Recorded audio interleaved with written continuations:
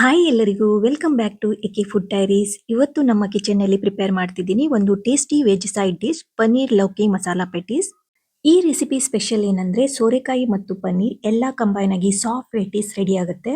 ಮತ್ತೆ ಇದು deep fry ಅಲ್ಲ, ತವಾ ಫ್ರೈ, ಸೊ ಆಯಿಲ್ ಕಮ್ಮಿ ಅಂಡ್ ಟೇಸ್ಟ್ ಕೂಡ ತುಂಬಾ ಸಖತ್ತಾಗಿರುತ್ತೆ. ಈ ರೆಸಿಪಿ ಚಪಾತಿ, ರೋಟಿ, ರೈಸ್ ಎಲ್ಲ ಜೊತೆ ಸೂಪರ್ ಆಗಿ ಸೆಟ್ ಆಗುತ್ತೆ. ಕಿಡ್ಸ್ಗೆ ಕೂಡ ತುಂಬಾ ಇಷ್ಟ ಆಗುತ್ತೆ ಬಿಕಾಸ್ ಇಲ್ಲಿ bottle gourd taste completely hide ಆಗಿದೆ. ಸೊ ಫ್ರೆಂಡ್ಸ್, ನಿಮಗೆ ಕ್ವಿಕ್ ಸೈಡ್ ಡಿಶ್ ಹೆಲ್ದಿಯಾಗಿ ಆ್ಯಂಡ್ ಡಿಫ್ರೆಂಟ್ ಆಗಿ ಬೇಕಾದರೆ ಈ ರೆಸಿಪಿನ ಮಿಸ್ ಮಾಡದೆ ಟ್ರೈ ಮಾಡಿ. ಓಕೆ, ಹಾಗಾದರೆ ಸ್ಟಾರ್ಟ್ ಮಾಡೋಣ ಇವತ್ತಿನ ರೆಸಿಪಿ ಪನ್ನೀರ್ ಲೌಕಿ ಮಸಾಲಾ ಪೆಟಿಸ್. ಫಸ್ಟ್ ನಾನಿಲ್ಲಿ ಒಂದು ಚಾಪರ್ ತಗೊಂಡಿದ್ದೀನಿ. ಅದಕ್ಕೆ ಒಂದು ಬಿಗ್ ಸೈಜ್ ಓನಿಯನ್ ರಫ್ಲಿ ಕಟ್ ಮಾಡಿ ಸೇರಿಸ್ಕೊತಿದ್ದೀನಿ. ನೆಕ್ಸ್ಟ್ ಮೀಡಿಯಂ ಸೈಜ್ ಒಂದು ಟೊಮೆಟೊ, ಸ್ವಲ್ಪ ಸೋರೆಕಾಯಿ ಮೀನ್ಸ್ ಬಾಟಲ್ ಗಾರ್ಡ್, 6 7 ಗಾರ್ಲಿಕ್, ಒಂದು ಗ್ರೀನ್ ಚಿಲ್ಲಿ ಆ್ಯಂಡ್ ಸ್ವಲ್ಪ ಕೊರಿಯಾಂಡರ್ ಲೀವ್ಸ್ ಹಾಕಿ ಫೈನ್ ಆಗಿ ಕಟ್ ಮಾಡ್ಕೋಬೇಕು.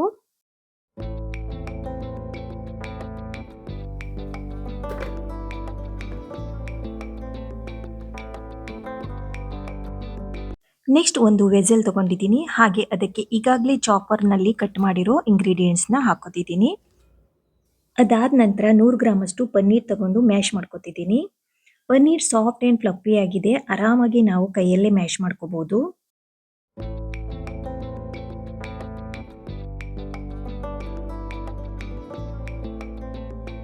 ಓಕೆ, ಮ್ಯಾಶ್ ಆದ ನಂತರ ಇದಕ್ಕೆ ಸ್ವಲ್ಪ ಮಸಾಲ ಪೌಡರ್ನ ಸೇರಿಸ್ಕೋಬೇಕು. 1/2 teaspoon turmeric powder, 1/2 teaspoon pepper powder, 1/2 teaspoon red chilli powder, 1/2 teaspoon coriander powder, 1/2 teaspoon garam masala powder, ಸ್ವಲ್ಪ ಉಪ್ಪು ಹಾಗೆ 2 ಟೇಬಲ್ ಸ್ಪೂನ್ ಬೇಸನ್ ಸೇರಿಸ್ಕೊತಿದ್ದೀನಿ. ಇವಾಗ ಇಷ್ಟನ್ನು ನೀಟಾಗಿ ಮಿಕ್ಸ್ ಮಾಡ್ಕೊಳ್ಳೋಣ. ಇಲ್ಲಿ ನಾನು ವಾಟರ್ ಏನು ಸೇರಿಸ್ಕೋತಿಲ್ಲ. ಇಲ್ಲಿ ನಾವು ಹಾಕಿರೋ ಇಂಗ್ರೀಡಿಯೆಂಟ್ಸ್ನಲ್ಲೇ ಅಂದರೆ tomato, onion, paneer and bottle gourd ಇದರಲ್ಲೇ ನೀರಿನ ಅಂಶ ಇರುತ್ತೆ. ಸೊ ನೀಟಾಗಿ ನಾವು ಇದರಲ್ಲಿ ಕಲಿಸ್ಕೋಬೋದು. ಓಕೆ, ಇದು ಮಿಕ್ಸ್ ಮಾಡಿ ಆಗಿದೆ. ನೆಕ್ಸ್ಟ್ ಈ ಮಿಕ್ಸ್ಚರ್ನ ಸ್ವಲ್ಪ ಸ್ವಲ್ಪ ನೀರು ತಗೊಂಡು ಪೆಟೀಸ್ ಅಥವಾ ಕಟ್ಲೆಟ್ ರೀತಿ ರೌಂಡ್ ಆ್ಯಂಡ್ ಫ್ಲ್ಯಾಟ್ ಶೇಪ್ನಲ್ಲಿ ಮಾಡ್ಕೋಬೇಕು. ನಾನು ತೋರಿಸಿದ್ದೀನಿ ಆ ರೀತಿ ಮಾಡಿ.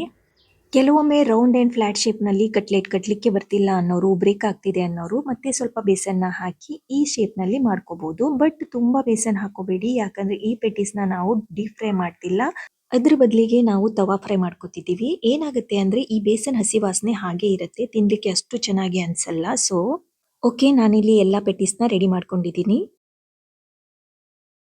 ನೆಕ್ಸ್ಟ್ ಒಂದು ಫ್ರೈಯಿಂಗ್ ಪ್ಯಾನ್ ತಗೊಂಡು ಸ್ವಲ್ಪ ಹೀಟ್ ಮಾಡ್ಕೊತಿದ್ದೀನಿ. ಹೀಟ್ ಆಗಿದ್ದೆ ಅದಕ್ಕೆ 1 tablespoon butter and 1 tablespoon cooking ಆಯಿಲ್ನ ಸೇರಿಸ್ಕೊತಿದ್ದೀನಿ. ಆಯಿಲ್ ಆ್ಯಂಡ್ ಬಟರ್ ಸ್ವಲ್ಪ ಹೀಟ್ ಆದ ನಂತರ ಒಂದೊಂದಾಗಿ ಎಲ್ಲ ಪೆಟೀಸ್ನ ತವಾ ಮೇಲೆ ಹಾಕೋತಿದ್ದೀನಿ.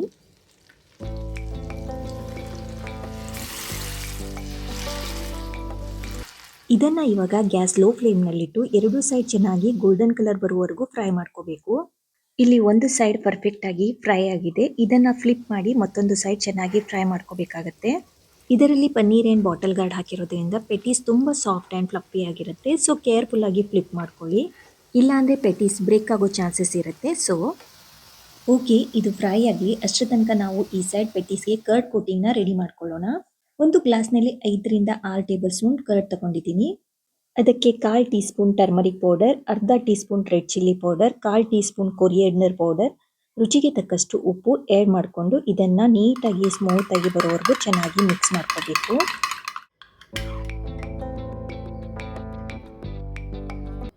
ಈ ಸೈಡ್ ಪೆಟೀಸ್ ಕೂಡ ಪರ್ಫೆಕ್ಟ್ ಆಗಿ ಫ್ರೈ ಆಗಿದೆ. ಔಟ್ಸೈಡ್ ಕ್ರಿಸ್ಪಿಯಾಗಿ ಆ್ಯಂಡ್ ಇನ್ಸೈಡ್ ಸಾಫ್ಟ್ ಆಗಿ ತುಂಬ ಚೆನ್ನಾಗಿ ಕಲರ್ಫುಲ್ ಆಗಿ ಬಂದಿದೆ, ನೀವು ನೋಡ್ಬೋದು. ನೆಕ್ಸ್ಟ್ ಇದಕ್ಕೆ ನಾವು ಆಲ್ರೆಡಿ ಪ್ರಿಪೇರ್ ಮಾಡಿರೋ ಕರ್ಡ್ ಮಿಕ್ಸ್ಚರ್ನ ಎಲ್ಲ ಪೆಟೀಸ್ ಮೇಲೆ ಕೋಟ್ ಮಾಡ್ಕೋಬೇಕು. ಅಂದರೆ ನೀಟಾಗಿ ಎಲ್ಲ ಕಡೆ ಸ್ಪ್ರೆಡ್ ಮಾಡ್ಕೋಬೇಕು. ಗ್ಯಾಸ್ ಲೋ ಫ್ಲೇಮ್ನಲ್ಲಿ ಇರಲಿ. ಹಾಗೆ ಇದನ್ನು ಲಿಡ್ ಕ್ಲೋಸ್ ಮಾಡಿ ಒಂದು 2 ಮಿನಿಟ್ಸ್ ಕುಕ್ ಮಾಡ್ಕೊಳ್ಳೋಣ. ಆಫ್ಟರ್ 2 ಮಿನಿಟ್ಸ್ ನಾನಿಲ್ಲಿ ಉದ್ದಾಗಿ ಕಟ್ ಮಾಡಿರೋ ಓನಿಯನ್ ಆ್ಯಂಡ್ ಟೊಮೆಟೊ ಮೇಲಿಂದ ಸೇರಿಸ್ಕೊತಿದ್ದೀನಿ. ಹಾಗೆ ಮತ್ತೆ ಲಿಡ್ ಕ್ಲೋಸ್ ಮಾಡಿ ಸೈಡ್ನಲ್ಲಿ ಆಯಿಲ್ ರಿಲೀಸ್ ಆಗೋ ತನಕ ಕುಕ್ ಮಾಡ್ಕೋತಿದ್ದೀನಿ. ಓಕೆ, ನಮ್ಮ ಪನ್ನೀರ್ ಲೌಕಿ ಮಸಾಲಾ ಪ್ಯಾಟೀಸ್ ಪರ್ಫೆಕ್ಟ್ ಆಗಿ ಕುಕ್ ಆಗಿದೆ. ಸೈಡ್ನಲ್ಲಿ ಆಯಿಲ್ ಕೂಡ ರಿಲೀಸ್ ಆಗಿದೆ. ಹಾಗೆ ಕೊನೆಯಲ್ಲಿ ಸ್ವಲ್ಪ ಚಾಪ್ಡ್ ಕೊರಿಯಂಡರ್ ಲೀವ್ಸ್ ಸೇರಿಸ್ಕೊತಿದ್ದೀನಿ. ಓಕೆ, ಇವಾಗ ನಮ್ಮ soft golden and flavourful paneer lauki masala patties ready ಆಗಿದೆ. ಇದು ಒಂದು ಪರ್ಫೆಕ್ಟ್ ವೆಜ್ ಸೈಡ್ ಡಿಶ್ ಅಂತಾನೆ ಹೇಳ್ಬೋದು. ಇದು ಚಪಾತಿ, ರೋಟಿ ಆರ್ ರೈಸ್ ಜೊತೆ ಕಾಂಬಿನೇಷನ್ ಮಾತ್ರ ಸೂಪರ್ ಆಗಿರುತ್ತೆ. ಎಲ್ಲರೂ ಈ ರೆಸಿಪಿನ ಟ್ರೈ ಮಾಡಿ ಹಾಗೆ ಹೇಗಿತ್ತು ಅನ್ನೋದನ್ನು ಕಾಮೆಂಟ್ ಸೆಕ್ಷನಲ್ಲಿ ತಿಳಿಸಿ. ಇವತ್ತಿನ ಈ ರೆಸಿಪಿ ನಿಮಗೆ ಇಷ್ಟ ಆದರೆ ಪ್ಲೀಸ್ ಲೈಕ್ ಮಾಡಿ, ಶೇರ್ ಮಾಡಿ, ಹಾಗೆ ನನ್ನ ಚಾನೆಲ್ನ ಸಬ್ಸ್ಕ್ರೈಬ್ ಮಾಡಿ. ಮತ್ತೆ ಬೇರೆ ರೆಸಿಪಿಯೊಂದಿಗೆ ಸಿಗ್ತೀನಿ. ಅಲ್ಲಿವರೆಗೂ take care, bye, thank you.